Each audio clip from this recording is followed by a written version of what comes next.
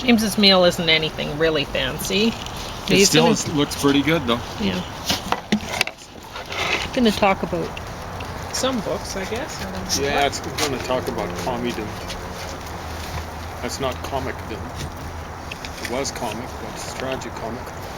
Much more tragic than comic. The crimes Oh, you want some? of Stalin. They could have said crimes and misdemeanors of Stalin, but the misdemeanors were nothing like the crimes. The murderous career of the Red Tsar. Okay, so I've already reviewed this, but this is just so I got a picture here of the kind of stuff I'm dealing with. And I'm basically going to be talking about the idiots out there who, don't seem to understand. They'll be talking about late capitalism. Yeah, like, let's talk about late socialism. Late as in dead and deceased. It's late communism, it's gone. You want some It's too, like hey? 30 years ago, more than 30 years ago, 31 years ago, a whole generation ago, gone. So when you idiots are going on late capitalism, you stupid idiots, you're dead as a doornail, you stupid idiots, and you're going around saying capitalism is almost dead. Yeah, it might be. I don't know. It probably deserves to be, but not nearly as much as communism. Okay? Not nearly. I mean, it's like Noam Chomsky saying, you're not on our side, you idiot, Chomsky. We got to be 10 times better than our enemies. 10 times better. The McCarthyites killed, so far as I know, 2 people, the Rosenbergs. Lenin or Stalin killed off 20 million in the camps. So that's 10 times better times a million. Yeah. Paris. 10 times better. Paris. So this is The Dictatorship of the Proletariat by Karl Kautsky.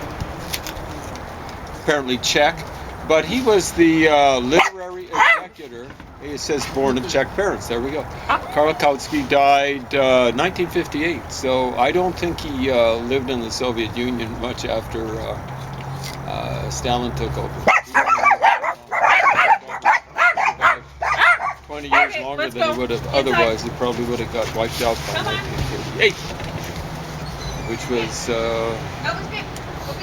near the end of the purges carried out by, well, not so much Stalin, but by his henchmen. A lot of those got killed for their efforts. Yeah. Anyway, Karl Kautsky was the literary executor of Marx and Engels after they died. So he kind of knew a little bit about Marxism. Now, Marxism, I think, is a silly little creed. Basically, the idea that you're going to use the state against the state. In other words, use military and a form of military and police, something like a militia against the official military and police. And then what's going to happen is you have your little revolution, and the state, i.e. the military and the police, is going to, in something like Marx's term, wither away. And it's funny how Marx and his followers would talk. I think Marx talked about mystification. Well, it doesn't get much more mystifying and mystified as the state withering away. Military doesn't like withering away. Neither does the police. They don't like withering away. So, mystification. There you go. I won't say it's the ultimate mystification, but it's getting up there. So Karl Kautsky, this is published, I believe, in 1918, a year after the revolution. Could have been a little bit more than a year. Could have been a little less than a year after both revolutions. But the fake revolution, the coup that was carried out in late 1917, it wasn't a revolution, it was a coup. Carried out by the Bolsheviki, so-called Bolsheviks, the majority. And Karl Kautsky says, hey, you're saying all land to the peasants, peace, and all land to the peasants. And that's how you get the peasants on the side. Peace would be, we're going to surrender to the Germans, and that's the Russians in World War I. And much of the Russian army, almost all of it, were peasants. They were given guns and told to go be cannon fodder in front of the German army. And so it was popular with the peasants. Hey, we're not going to fight anymore. And then all land to the peasants. And he says, hey, Karl Kautsky said, hey, you can get the peasants on your side that way, but how long are they going to stay on your side? What they'll be doing is they will be buying the stuff to farm with from the urban centers, the centers where the working class were working and stuff like that, or tending to be working, and they're not going to be wanting to make deals that are favorable to you, communists. They will want to be making deals that are favorable to themselves. They're going to be bargaining. And then on the other side of things, even more importantly, they're going to be selling their agricultural products to you in the city. And again, they're going to be wanting to drive as hard a bargain as they can drive. They're not going to be on your side. Now, this guy the guy who edited this, translated probably too, he points out that in his introduction, that, I guess it's the introduction, his analysis, that, like it didn't work out that way. They got the peasants on their side, kind of like, no, they got them to submit. And it's by forced collectivization. There was a lot of force used. It looks as though at least 20 million were killed, 10 million Ukrainians and 10 million people in the southern part of the European part of Russia. That got the peasants on the side. They weren't going to be bargaining, hey, here's our grain, we're going to hold on to it. You see, that was called hoarding. It's not hoarding. You don't have to release your grain to people. You don't have to release your products to people if they're not going to pay you a proper price. But it was called hoarding by the commies. And that was considered a crime, and a serious crime. In other words, it was met generally with capital punishment. In many cases, it was slow capital punishment. If you're a kulak, as a class, you're basically sent to places like Siberia or Soviet Central Asia, kind of like a desert area in that case. And not just Siberia, you'd be sent to the northern part of European Russia, and you'd be worked to death relatively slowly. And I'm not talking in figurative terms. You'd just be worked to death, and you'd be fed enough, you'd be frozen to death, so on and so forth. Or you'd get sickness, you wouldn't be fed enough food, and so on and so forth, cold, and so on and so forth, and you'd die.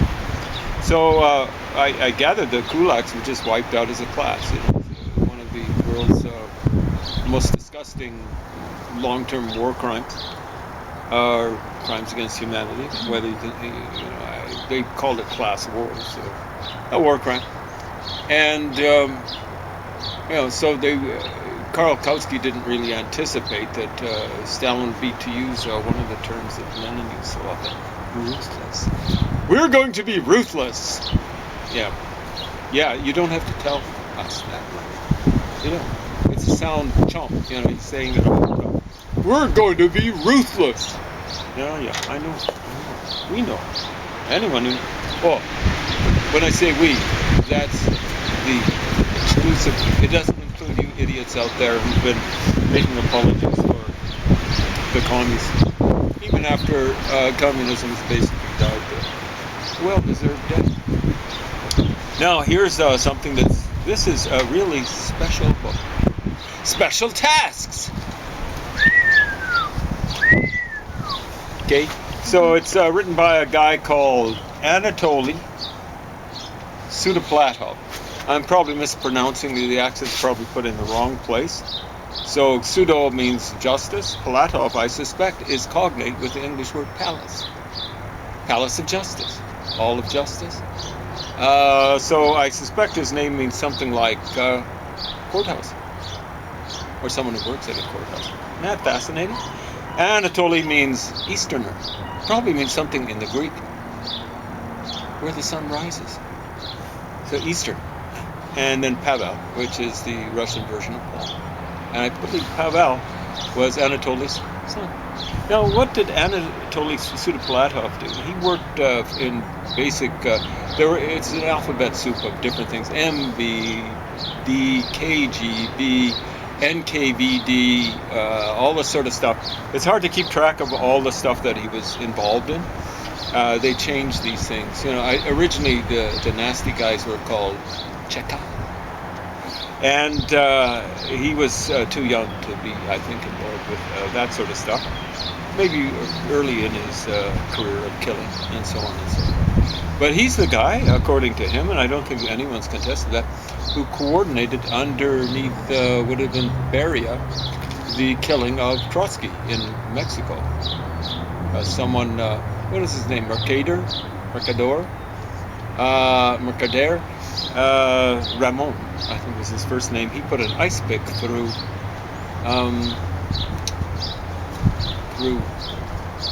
Trotsky's head.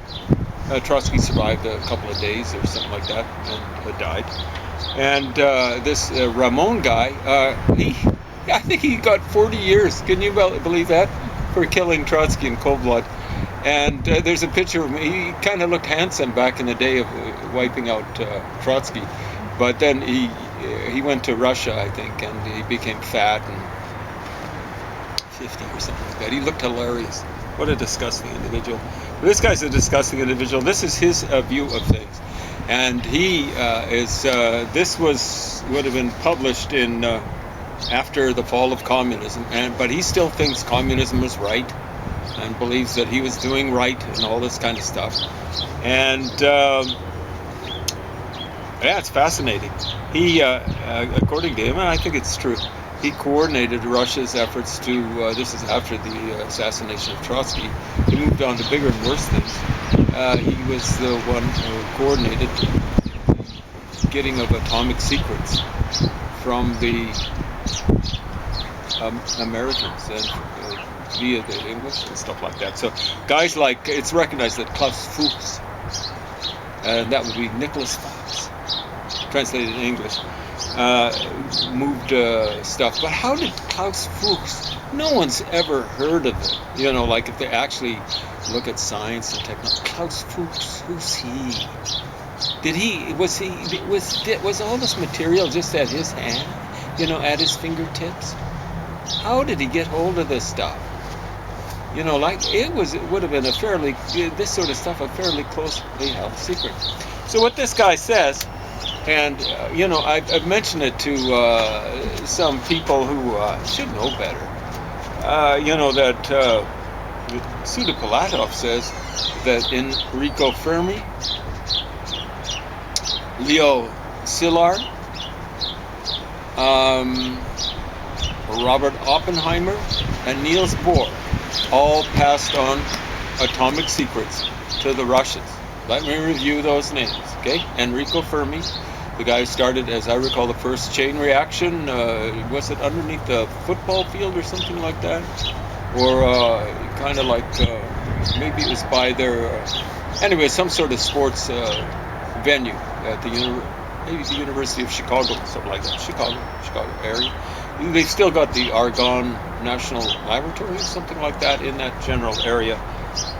Not quite the same place where Fermi started the chain reaction. Sudopolatov says that dude passed on atomic secrets to him.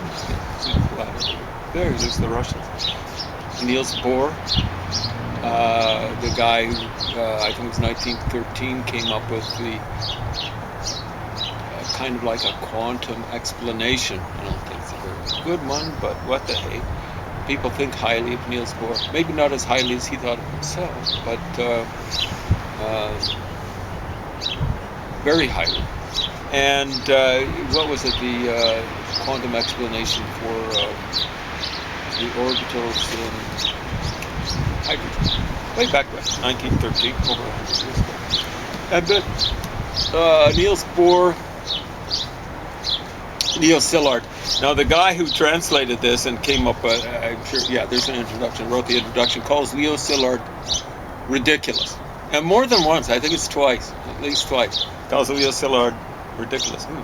Okay, what did Leo Szilard do? Well, this guy calls him ridiculous for what he did. Yeah, I'll get to that. Because what he did was, he's the guy who dreamed up the idea of using neutrons in what's called, and it's a misnomer, a chain reaction. Chain reaction. Splitting of the action. Well, yeah, that's a misnomer. And splitting of which leads to the splitting of an atom, and that's definitely a misnomer. Splitting is not, that suggests it's something like meiosis. You get two equal parts, and the parts that come out of an atom that's split are not equal. Yeah. You don't believe me? Do you? You should have done it before. So many UFO gauchos just don't know much anything about science, technology, and mathematics. Do your homework, please. So, Pseudoplatov says, so the guy says he's ridiculous. He says he was ridiculous. He tried to patent the chain reaction process, which he's the guy that envisioned it in the first place. Apparently, according to the story, maybe it's his own story. It was at a stoplight or something like that, presumably in Vienna. I'm not sure. He was Hungarian. He was fascinating, a little Hungarian Jewish, I think he was a gay person. One of the most powerful people to ever come down the pike, because he imagined this process that serves some useful, possible peaceful purposes. I'm not that thrilled about atomic energy. And then, very powerful when it comes to military applications, splitting the atomic bomb, hydrogen. So what he did was he tried to patent it, and of course the flunkies who ran the patent sort of thing, it was probably in the United States. They of course served, and this was the point with Szilard doing it. He knew he wouldn't be able to do it. This translator is calling him ridiculous. He's no clue. Schechter. Oh, it's Gerald L. and Leona P. Schechter. Okay. So I don't know which one, whether it was Gerald or Leona was calling him ridiculous. He was making a political point. He was saying, because they said, you can't patent this because you have no means of, see, I'm getting this from other stuff. Economically to produce it. Yeah. Mm-hmm. To produce it or utilize it or whatever. Hold on. He's the one who actually dreamed this whole thing up. He's way more valuable than the idiots down the road who are just technologizing what he came up with. But and that at the same time, the analytical people that come up with the big ideas that move society forward, mm-hmm. they don't get nearly the value that they should. And the aggressive propagandists can put copyrights that last forever, and they just keep profiting off of fairly meaningless stuff, stuff that doesn't really can be that way. So he was a left winger, right? And he was trying to make a point about that. It didn't get out there. It's a ridiculous point, it's not ridiculous on his part, but he's saying that this is ridiculous, and it is ridiculous. So, but he went too far with the left-wingedness, according to Pseudoplatov. Now, I mentioned this to a person who's got a PhD a while back, and they're going, whoa.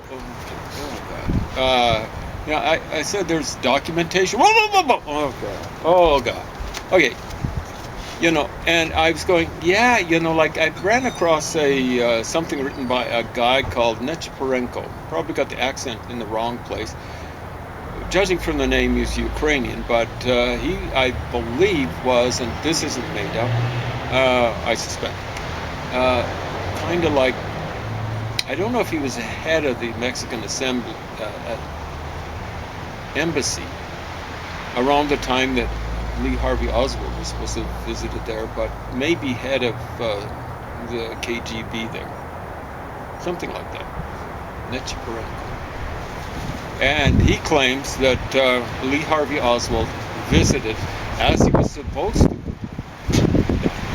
visited the Mexican embassy in the months leading up to, almost like the weeks leading up to JFK's assassination.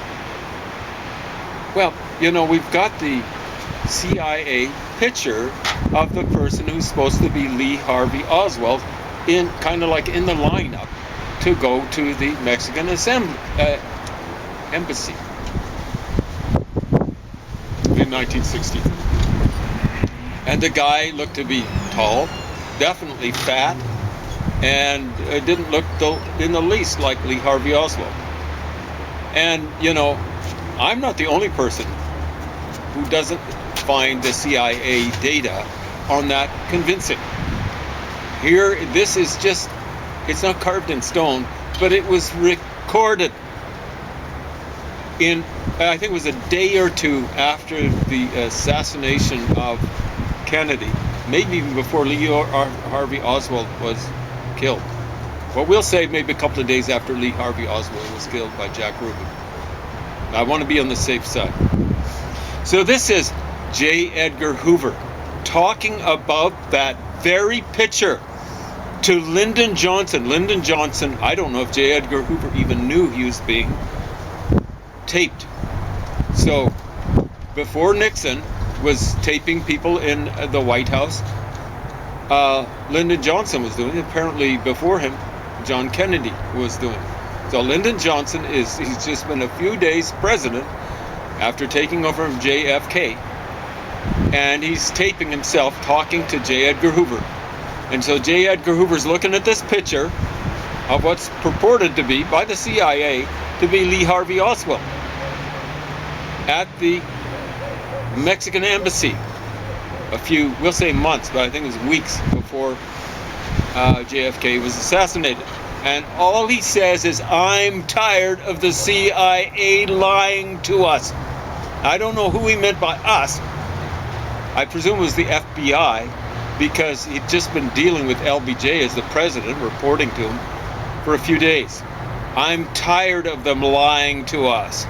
So it's his reading of that account by the CIA of Lee Harvey Oswald visiting the Mexican embassy is that they were lying to the president and to him. I'm tired of the CIA lying to us. This isn't conspiracy theory or anything like that.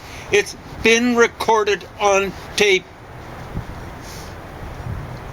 So when Nechiporenko is saying this, I'm going, okay, this is after the fall of the Soviet Union, and I figure he sold himself to maybe the CIA or something like that. Okay, I'll write this little thing in my little autobiography. I'll back up what you flunkies were saying, lying about, way back when in 1963, roughly 30 years before. Eh? So I'm aware of this sort of thing happening. So I was saying there are documents, and I've forgotten where I'd got it from. It's from Suda Palatov. I've read most of this quite a while back. I just finished it up recently. And what was it? I was finishing up the index and stuff like that. And but I'm rereading it, you know, and I'm going through it, and this guy made those accusations. Well, it's not an accusation. He's saying in 1982, not 92, after the fall of the Soviet Union, he was trying to rehabilitate himself, like so many people who served Stalin so well and the world so poorly. You know, particularly the free world. He's lucky to escape with his life. He was put in jail. And then he was trying to get rehabilitated. His wife was trying to rehabilitate him, I believe, after he died. 1982, 9 years before the fall of the Soviet Union, he's saying, I had Fermi revealing secrets to me. I had Leo Szilard revealing atomic secrets to me. I had Niels Bohr revealing atomic secrets to me. And I had, what was his name? Robert Oppenheimer? Something like that. The head of the American atomic effort, even into the hydrogen bomb, making of the hydrogen bomb, was Edward Teller, who's a bad guy. Apparently he was at least part of the inspiration for Dr. Strangelove in the movie. Edward Teller, according to left-wingers, you hear them talk pro-left, bad guy. Oh man, McCarthyite. You know, like he witch hunted Oppenheimer off of the American atomic effort. Here's what, it's one thing talking about Szilard and Bohr. They were all saying, and Fermi, they were all saying, let's share the bomb, the secrets, with the Russians. Hey, at that point in time, right after World War II, you're not sharing it with the Russians. You're sharing it with Stalin. Maybe the worst mass murderer in the history of the world. I think there's only one person could compete with him, and that's Mao. Hitler, if he'd lasted longer, would have probably outdone them. But holy smokes, one of the big three. And they wanted to share these atomic secrets. Well, you mean in the modern? Well, we don't know what happened. I mean, other people wouldn't have the technological sort of stuff. Like, it looks like Kublai Khan or Genghis Khan was absolutely awful. If he'd had modern day sorts of things, it would have been terrible. I don't think, I suspect Genghis Khan killed over 1 million people. He was awful, absolutely awful. And Omar, the second successor to Muhammad, would have killed thousands and thousands of people. Alexander the Great probably killed a great number of people. I don't know if he was, Tyre, he killed a lot of people there. Yeah, I guess you're right, though. I mean, back in the day, you can only swing your arm so many times, or catapult something, I suppose. Yeah. So, but here's what he says about J. Robert Oppenheimer. He says, like it's been well understood that J. Robert Oppenheimer's, I believe it was his second wife or something like that, or maybe it was his mistress, I'm not sure. She didn't give up being a communist. He did. The reason why she didn't give up being a communist is because she was a drunk. And she wouldn't be able to control her yapping gums. Oppenheimer, I don't think, was a drunk. Here's what he says about J. Robert Oppenheimer. I told him to basically officially give up being a communist. And J. Robert Oppenheimer followed orders because he was a good communist. He was the one who was handing all the stuff that wouldn't have been at the fingertips of Klaus Fuchs. Klaus Fuchs was a nobody. How did he end up with all the stuff? It was J. Robert Oppenheimer. Teller was right about him. And understand, Suda Polatov is not saying this because he's out of a job after the fall of communism. He's saying it 9 years before. And what he's saying is, hey, you commies, I was good. I was handling J. Robert Oppenheimer, and I was getting all the atomic secrets in via him. But I was also getting, like loose lips from these stupid idiots. Szilard was an idiot when it came to politics. And so was Fermi, and so was Niels Bohr. They were going, oh, communism is actually probably a little bit better than capitalism, but we better share these atomic secrets for the sake of peace. Yeah, share atomic secrets with one of the 3 worst mass murderers in the history of the world. Wow, bingo. This guy talks about,